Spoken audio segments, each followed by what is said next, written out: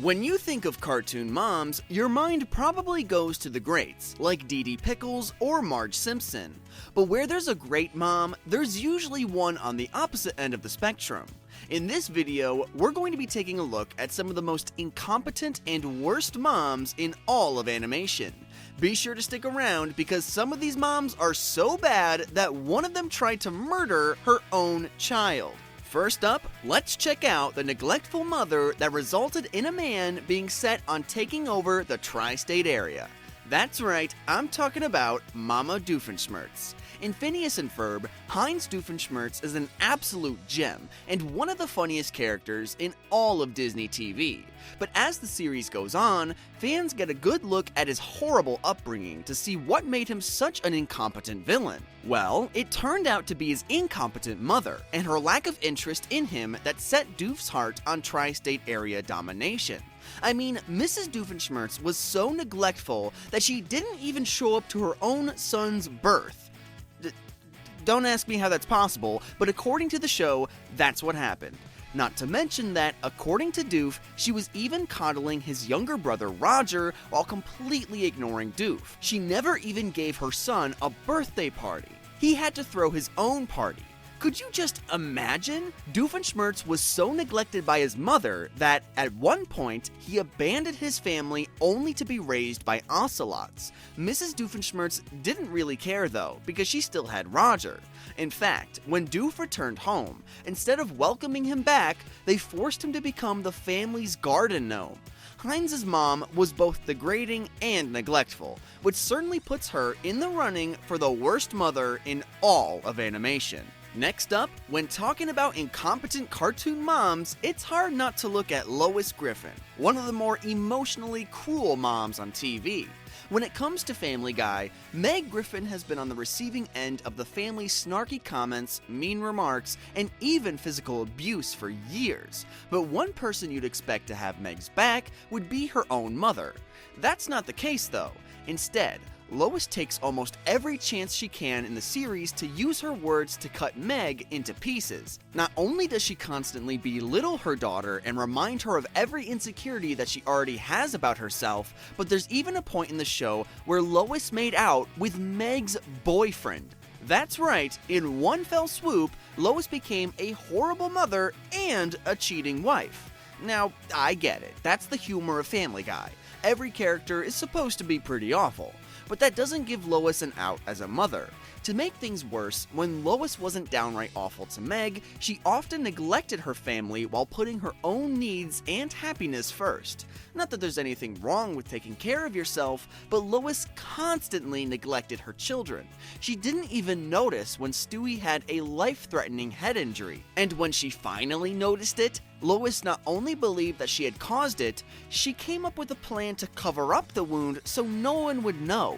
That's a ton of red flags right there, don't you think? Up next is an interesting one because, at first glance, you wouldn't expect Mrs. Turner from the Fairly OddParents to be a bad mother, but she seems just as incompetent as some of the other characters in this video.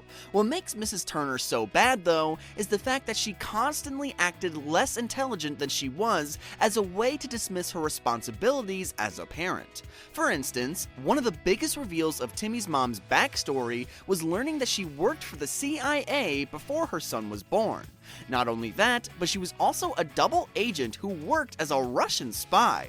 But for some reason, throughout the show, she constantly acted just as dim-witted as Timmy's dad, which doesn't make any sense. And if she was as smart as her career path would suggest, then there is no way that Mrs. Turner wouldn't realize that Vicky was absolutely torturing her son. Instead of confronting the devilish babysitter though, Mrs. Turner just continues to let the teen bully Timmy so that she and Mr. Turner can continue living their happy lives together, making Mrs. Turner one of the worst moms in animation history. Alright, this next mom is beyond crazy for so many reasons, and at one point, she even tried to kill her own child. This mom is none other than Linda Stotch. Let's start with arguably the worst thing that Linda Stotch ever did. which was trying to kill her own son Butters after he discovered that his dad was cheating on her in men's bathhouses. After completely snapping, Linda decided that the only way to save her family was to start fresh, which in her delusional mind meant leaving Butters in a car as she rolled it into the river. On top of that, Linda allowed her son to be grounded for seemingly no reason on a regular basis, so much so that Butters genuinely feared his parents. Not to mention the fact that they mistook his imagination for a multiple personality disorder and had him subjected to a gay conversion camp solely because he was confused and curious. Rather than talking to her child, Linda sent him to one of the worst places a child could go. I guess Linda's one saving grace was the fact that when she thought Butters came back as a zombie after he faked his own death, she was ready to sacrifice random strangers to keep him fed. Granted, he wasn't actually a zombie and just wanted some real food, so it's kind of a moot point, which definitely puts her on this list. Up next, let's take a look at Charlotte Pickles, a mother who raised one of the more self-absorbed children in animation. It's easy to see where Angelica gets it from though. Throughout the Rugrats, we constantly watch as Charlotte chooses her work over her family. Yes, you can argue that she needed to focus on her career so that her family could continue to survive, but there were definitely lessons that she was responsible for teaching her child that Angelica never learned. Think about it, almost every episode of the Rugrats involved Angelica doing something selfish or mean, and even when she got caught, she was hardly scolded. Her Aunt DeeDee often held her more accountable than her own parents did.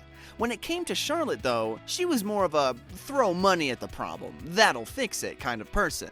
That's why Angelica had all of the fancy toys and all of the Cynthia accessories, which I'm assuming were expensive based on the price of Barbies.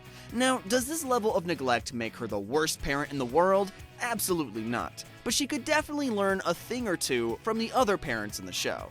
Next, we have a mother who might not look like she's incompetent on the surface, but because of her own childhood trauma, she simply can't match up to some of the better, more attentive animated moms out there.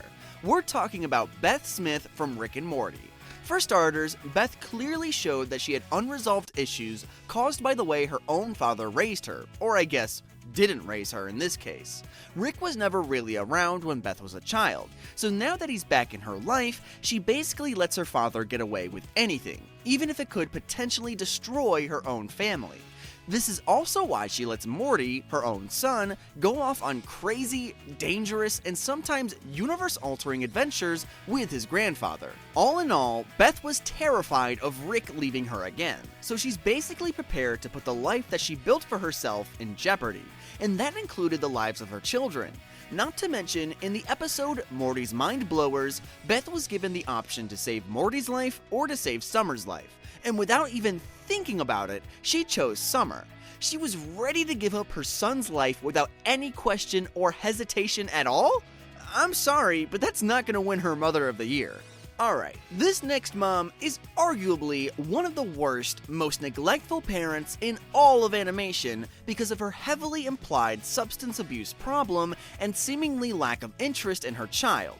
Miriam Pataki. Helga's mom from Hey Arnold is a doozy, that's for sure.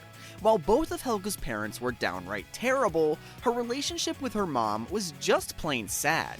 Miriam never spoke about or addressed being an alcoholic, but through her mannerisms in Hey Arnold, it's not hard to see it. She is constantly sleeping and sluggish, and her speech is monotone, almost like she's slurring her words. She was always mentioning that she needed a smoothie, but I think that's just code for an alcoholic beverage that they couldn't name on Nickelodeon. This all made Miriam quite klutzy and overall an unattentive parent. To make things even worse though, there's a point in the show where she seems to get sober as she has to fill in for Helga's father at work. She took to the job in a great way, but in turn, she began neglecting Helga more and more, showing that even if she was upstanding and wasn't suffering from what seemed like alcoholism, she still wouldn't have been the best mother in the world. Last but not least, we have one of the more outspoken, influential, and crazy moms in all of South Park, Sheila Broflovsky. Kyle's mom from South Park might be less neglectful than some of the other moms in this video, but because she always takes issues way too far, she becomes dangerous to even her own family. I mean, at one point, Sheila was so upset that her son started swearing that she blamed an entire country and even declared war with them, almost bringing about the apocalypse. I mean that literally too. Then, in the South Park movie, Sheila created an angry mob of parents, put 2 Canadian icons up for execution, and in doing so, opened the portal for Satan, Saddam Hussein, and a bunch of demons to come and take over the world. And that's just one instance of the terrible things she's done in the name of being a mother. Does this make her the worst mother in the world? Probably not, but she's pretty close, just like the rest of the moms in this video. What do you think though? Who do you think is the worst mother in all of animation history? Be sure to let me know in the comments below.